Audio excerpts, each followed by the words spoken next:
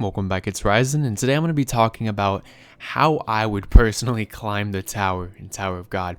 Now, this is a really interesting conversation. So how I'm going to be tackling it is giving you guys a build and then talking about when I would enter the tower and then pretty much what I would do from there. So in terms of my build, right, we're going to start out as an irregular now. Being a broken type of irregular, that's not allowed because that's just no-brainer, right? What I'm gonna be is pretty much the equivalent of Rachel, right? To where like I'm gonna be entering at the same time as an irregular, as Bomb, pretty much at the same time as Bomb, and I'm pretty much gonna replace Rachel. So that's gonna be my kind of setup. So I'm gonna be an irregular, but not an OP one, pretty much. In terms of what family I'm going to be coming from, I'm going to be coming from the Coon family. So I know this is a bit confusing, it doesn't make sense, but basically let's just assume I was from the Coon family. I somehow accidentally made my way outside of the tower when I was like an infant, and then I grew up with Bomb. Or I basically just found Bomb right before he entered the tower. He opened the door to the tower and I just fell in like that. In terms of my ethnicity, we're going to be light skins, baby. Hey, you know what I'm saying? It's what you got to do. That's how you got to live life, man. And in terms of my sexuality, we're going to be bisexual. This is going to be very, very important to the strat. You got to be bisexual or else it's going to be very, very hard for you to survive in the tower. So I already kind of spoiled when I'm going to enter the tower at the same time as Bomb. So we're entering the tower at the same time as Bomb. The first thing we're going to do when we enter, pretty much just insta-kill Bomb. We do not want this guy in our way at all, right? Bomb existing is a huge, huge detriment to our plan. Basically, around the first test, when pretty much everybody else was like trying to kill each other, the Battle Royale portion, we're just going to kill Bomb immediately, and then Coon is going to approach us and ask to team up with us, and we're going to team up with Coon and Rack instead of Bomb.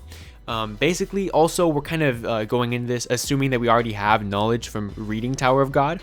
So we kind of know what's up already. So immediately just kill Bomb and then enter the tower and then team up with Coon and Rack. But honestly, the fact that we're teaming up with Coon and Rack is kind of irrelevant because pretty much we're going to go up to Fug, right? We're going to go to Han Sung Yu. We're going to go to somebody from Fug and we're just going to spill the beans. Like, hey, you know, I'm the irregular. I'm the one who you know, Arlen resurrected. It's me. I'm that guy, right?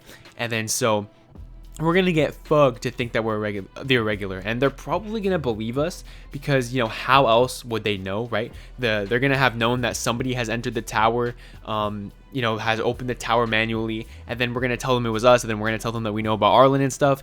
So they're probably going to believe that because how else would some random regular know that information, right? So immediately what we're going to do then is we're going to go to Lopopia Ren because we're going to be wave controllers, I guess, right? We're going to go to Lopopia Ren during the wave controller training, and then we're going to be like, hey, I know who's working for Fug because he is a member of the Jihad army, right? So we're pretty much going to spill the beans, tell them everything about Fug, what they're planning, and we're going to defect to the Jihad army. But we're going to kind of strike a deal and become a double agent. So we're going to be working for Jihad's army, but secretly pretending to work for Fug. So now, why are we doing this? Why are we defecting to Jihad's army? Well, Jihad's army isn't going to do anything for us, right? Unless we have that amazing information, because we're just irregular, right? Jihad's army will do nothing for us. But on the other hand, if we have that inside information from Fug, we can give them something that we want and we can get money in return. That's the hope, right? Pretty much the only thing we're going to get from Jihad's army is money. Whereas Fug, they're going to give us pretty much all the protection we could possibly ever want and require, but they're not going to give us money. They're not going to give us anything we actually want. They're simply just going to give us protection, right? And we're not going to be like Bomb. We're not going to be all stubborn and not work with them. We're going to be very, very cooperative with them. And we're just going to say, hey, you know, I'll train to be a Slayer. You know, I'll do all this stuff. They're going to give us really good training, really like S-tier protection pretty much. And the only thing we're going to have to do is just train with them pretty much. That's it. But at the same time, we're going to be doing side quests for Jihad's army, right? We're going to be telling them like, hey, you know, Fug is planning this, this, and that. This ranker is in this location. This person's in this location, etc., etc. Pretty much just snitching on everybody and getting the bag. And simultaneously, for an even bigger bag, we're going to thirst trap Endorsey and Yuri. Now, you know how Jihad's army is like, you know, they did this thing with Elaine where like they test if a princess is truly like loyal to Jihad by pretty much just thirst trapping them, right? Like giving them some guy and then making them fall in love with the guy. Well, if they're going to be falling in love with Bomb, okay, I'm going to put up a picture on screen of how Bomb was looking at the time when they were falling in love with him, right? Like, come on, bro. Bomb was not looking that nice. And they fell head over heels for Bomb, right? And Bomb wasn't even putting on the moves. Imagine Bomb, but a light skin from the Coon family. Are you kidding me, dude? That's ridiculous, dude. I would put the moves on Dorsey and Yuri and just absolutely swindle them. You know what I'm saying? We lay the pipe and then we, we take pictures. We catch them in 4K. You know what I'm saying? Catch them in that Ryzen 4K. We send that to Jihad's army. Boom, over. We leak the tapes, dude. Hey, we leak the tapes, we chase that bag, we get money, and then we get them out of our face because pretty much we are working for Fug, right? So we don't want them really interfering at all, especially Yuri. That could be very troublesome if she finds out that we're actually working for Fug. So yeah, we snitch, we pipe, we get the bag, and it's just a win-win for us. Don't trust these hoes. We need men. So that's why we're bisexual, so we can get them men. But anyways, we keep on going like this, thirst trapping these women, these princesses, chasing the bag. We're gonna be stupid filthy rich. We're also going to be training super well by Fug. We're going to be getting that elite level training, and we don't have to worry about dying at all because we got Fug level protection. So we're going to pretty much just climb the tower with the super team that Jin Sung Ha, or like Karaka, I guess, builds for us until we get to the Hell Train. And then this is where we're going to train with the God of Guardians for as long as possible. So technically we do have that irregular tier status, so that does kind of, I guess, make us eligible to train with him. And so we're going to be pretty weak, to be honest, at this point. So we're going to definitely need as much training with the God of Guardians as possible.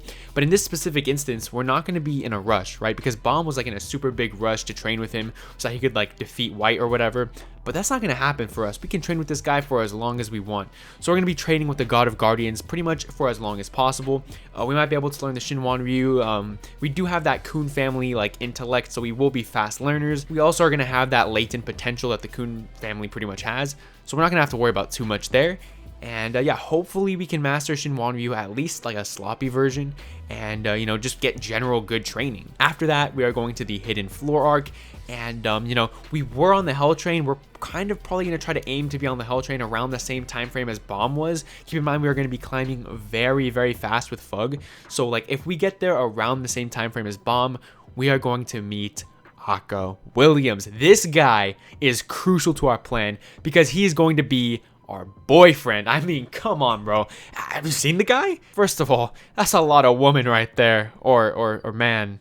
That's a lot of man. That's a lot of meat. I don't know, bro. That's a lot. Okay, that's a lot to keep us satisfied. You know what I'm saying? I mean, look at that. We are pretty much going to fake our deaths at this point and go into the Hidden Floor, and we're just gonna chill with Akka Williams. You know what I'm saying? Chill with our boyfriend. That guy's gonna keep us happy for a while. We're gonna be training the whole time, of course, and just mastering what the God of Guardians taught us.